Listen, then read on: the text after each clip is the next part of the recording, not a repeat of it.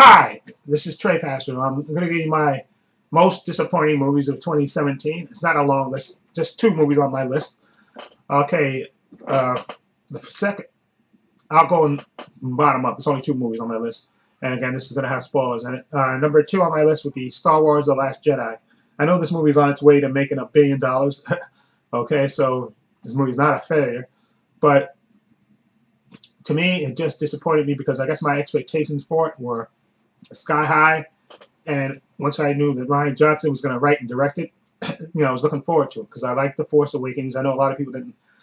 Some people didn't like Force Awakens because they said it was just a rehash of A New Hope, but I liked it, and I liked they introduced the new characters in it, Finn, Rey, and Poe, and I was looking forward to seeing their further adventures in this. And of course, I was looking forward to seeing more of Captain Phasma, who was kind of shortchanged in the other movie, in Force Awakens. So I was looking forward to seeing her in this movie. You saw the trailer, and her and Finn supposedly getting into it, but this movie ultimately disappointed me because of a lot of things. Okay, mostly for the treatment of the character of Finn. I felt his character was wasted on a side plot. Okay, there a needless side plot that they failed at anyway. And I know people are saying, "Oh well, he learned a lesson. He learned to care about the Resistance rather than himself," because they say when he woke up, the only thing he was caring about was Rey. But through this mission, he learned how to care about other things. But I thought that was BS because I thought he learned that lesson in The Force Awakens. But and another thing I hate, one of the good things that I did like about Force Awakens was the relationship between Rey and Finn. I thought the characters clicked together in The Force Awakens and how they came together and how they come to care about each other. So I was looking forward to the next part of their relationship in this movie. Whether it would be romantic or not, I was just looking forward to more of their interaction in this version of this. But Rian Johnson only gave us one scene with those characters together. One scene with no dialogue. You talk about disappointing. Come on. Okay, that was ridiculous. The one character that I did like, that he got more to do in this movie was the character of Poe, played by Oscar Isaac. He got more to do in this movie, and which I like because I like the character of Poe, and I thought Oscar Isaac has chemistry with everybody he acts with. So I was looking forward to I looked forward to his. I liked what he did in this movie, but again, his character was kind of made to. I guess they try to say he had to learn a lesson how to take orders because they show in the beginning of the movie where he didn't take orders, and then when he was questioning orders and staged a mutiny, and then he come to find out there was a plan all along. So he learned to learn a lesson about following orders and all this stuff. But I thought that was BS. And then Rey. Okay, a lot of people had trouble with Rey because they thought her character was a Mary Sue in The Force Awakens. She knew how to pilot the Millennium Falcon. She knew how to speak Wookiee. She knew how to speak with the mechanical with BB-8. So they thought her character was too much of a Mary Sue. Okay, in this movie, I didn't think she was so much of a Mary Sue in this movie, although her surviving these, the guards in red and her holding her own against them with no really formal training, I thought was a bunch of BS. But it is what it is. But what I didn't like was her character trying to turn Kylo Ren back to the good side from the dark side, and they had this force connection that was they were connected by smoke, and they were having these stupid back and forth conversations with each other, and it was just, to me, it was stupid because she saw this is the same Kylo Ren who killed her, killed Han Solo in front of her.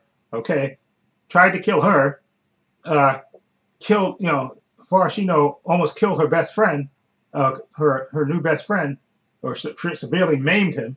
And this is the guy she's going to try to turn back to the light. Okay, just come on. Okay, I found that ridiculous. Okay, that made her character look superficial and stupid. Oh, she's going to be the one to turn him back to the good side. I thought that was BS. Okay, and the other thing I didn't like was Commander Smoke. We didn't get no backstory from him, none of it. Okay, Rian Johnson basically, as far as he was just some guy who turned Kylo, and that was it. You never got any of his backstory and maybe some of his history, which I think would have been essential. I was expecting him to die in this movie, I was expecting maybe him have a confrontation with Luke, and then maybe in the ninth movie, maybe him dying there. But to kill his character off in this movie, I think was short-sighted. And I don't know if Rian Johnson did that to do something different. Okay, maybe he didn't want people to say, "Oh, you're remaking Empire" or something by having, because they kind of teased it in the trailers, seeing that maybe Rey would turn to the dark side. And of course, she didn't. Okay, but just a lot of disappointment in The Last Jedi for me. A lot of things that I didn't like. Again, Finn and Rey not being together, having one scene together with no dialogue. Smoke, no backstory on him. Okay, Rey trying to turn Kylo back to the good side after she witnessed him killing Han Solo and killing her and almost killing her friend. Come on, and she's gonna try to turn this guy back to the dark side. I mean, to the good side. To like just disappointment.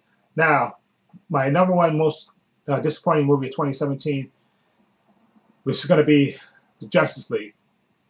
I really, really was looking forward to the Justice League after Batman v Superman and all the flack that it got, and they went right into filming Justice League, and we heard that when we saw the first trailer, they said, "Oh, we're going to do a course correction.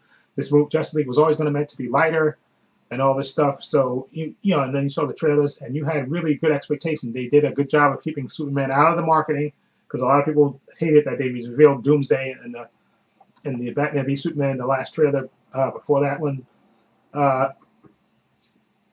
So everybody was looking forward to, to Justice League, because the trailers look good, look different, and everybody could tell, that everybody liked the trailers, and so we were looking forward to it. But then we heard rumors coming out about it, and then you heard that Zack Snyder, unfortunately, his daughter committed suicide, so he had to step away. And they said Joss Whedon would come in and finish the reshoots, and then we heard more rumors, and then we heard that the Justice League running time was going to be an hour, going to be less than 2 hours.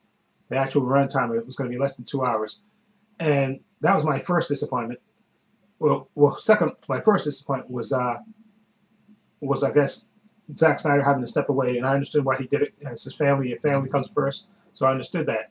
And then the second disappointment was that their runtime was less than 2 hours. I thought that was ridiculous. I said, why would they do that? You got this movie where you're getting all these heroes together for the first time, and you're going to give them that less screen time.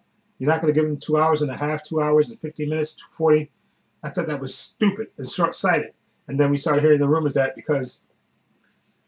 this came out later, actually, that they said that the reason they wanted to make it less than 2 hours, they wanted more showings of it, and they were worried that, the president of Warner Brothers, Kevin Feige, or whatever his name is, that he was worried about his bonus. That's why he wanted this movie. He didn't.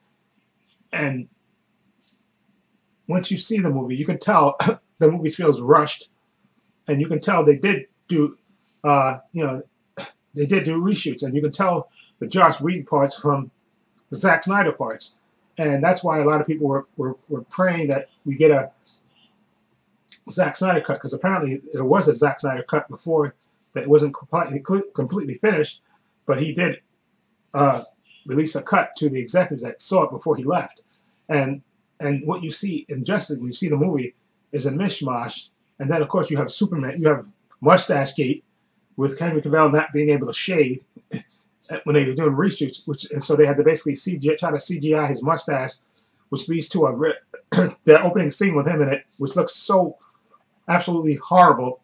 Okay, and again, Paramount gets extra credit for being dicks for not letting him shave. Okay, Mission Impossible, which he's in. First, there was a pause in the filming because Tom Cruise had broke his ankle, so they had to stop, filming. And supposedly Henry Cavill, had ruined a mustache for the part. But are you telling me in Hollywood he can't? They wouldn't let him shave? No, they were being dicks. Paramount was just being dicks for no reason. You telling me this is Hollywood? He can't put a fake mustache. He can't shave to film the scene, then grow the mustache back when it says, or put a fake mustache on him? That was Paramount being dicks. And how anybody from Warner Brothers could watch that footage of him with the horrible looking, looked like he had buck teeth, with him trying to CGI that mustache out. It looked absolutely horrible. Okay, there were only some, and like I said, you can tell. Like I said, the this pacing of the movie is completely off. And when you read about all the things that Zack Snyder wanted to put in Justice League, all the stuff with Cyborg's background, the Flash rescuing Iris, all that stuff that was cut out. Okay, Alfred, Superman going to see Alfred, that was cut out. Stuff that you see in the trailers that are cut out. It led to, unfortunately, a lot of a movie that was off-paced. The pacing was completely off, and stuff being cut out that should have been in the movie, and it just really disappointed me. Because it was my most anticipated movie of the year, and again, I blame the execs from Warner Brothers for it primarily, because even if you had to delay the movie, I think you should have delayed it rather than release what you released. I really do think that in my heart of hearts. Even though there was some parts of the movie that I really liked, I think they should have delayed the movie. You should have delayed it and maybe even come out in March or something. If you couldn't film the reshoot that you wanted to. And that's why people were begging for a Zack Snyder cut, because they know this version of it. Like I said, that's why they call this movie a Frankenstein movie, because it is a collection of different parts. You got Zack Snyder's parts, Joss Whedon parts in there. The pacing is off. You got scenes that are taken out of this movie, scenes that were filmed that you never see in the trailers. That's why they call it the Frankenstein movie, Frankenstein of movies. And again, I blame the president of Warner Brothers for interfering in the movie. When you hire these directors, I said this before in another video, you let the creative people be creative. Okay, if you didn't want Zack Snyder after Batman v Superman to do Justice League, then you should have fired him. Even though I have no problem with Zack Snyder, you should have fired him and got a different director. Okay, you should have, even if it meant you delaying Justice League, you should have did it. Okay, it would have been better to delay it, get the director that you want in place, and go with one vision instead of having a mishmash of two different visions. And it really shows in the movie, the final movie. And that really just disappointed me so much, because I was so looking forward to Justice League, and it really is just a disappointment to me on every level that they basically screwed up a franchise with Superman, Wonder Woman, Batman, and the Flash in it, and Aquaman, and Cyborg, and Superman. You've totally screwed up that thing. And I know some people even say this. You should have let Bruce Timm, the guys that did Justice League Unlimited, maybe let them write the movie, because they at least have a better understanding of the characters, okay? And then get a director to direct that vision. It's just, they did a horrible job, and it just disappoints me so much, because I was so looking forward to this movie. And again, there were parts that I liked in the movie. Like, I thought Ray Fisher is a really good cyborg, and I thought he did a really good job in this movie. Okay, and I think I have no problem with Jason Momoa as Aquaman going forward. I look forward to his solo movie. I think it's good. And of course, Gal Gadot is Wonder Woman. I think whether continues, Ben Affleck continues as Bruce, as Batman or not. And I think the reason he's hemming and hawing is because I think he's just sick of the back and forth. I think that's what he's sick of. And I can't blame him in a way. All the criticism that you get constantly, sometimes I guess it has to get to you. So but if I was Ben Affleck, either commit to it or get off the pot. Stop hemming and hawing. Either you do it or you don't do it. Okay? And again, my most disappointing movie, because it had so much great potential, and I think Warner Brothers interfering again screwed it up.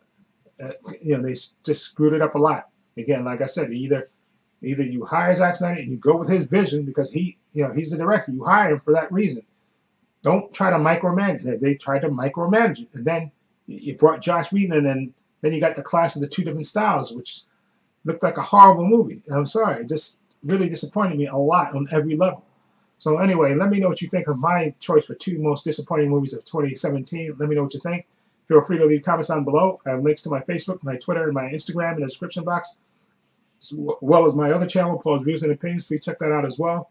And this is Trey Pastor saying so long and take care.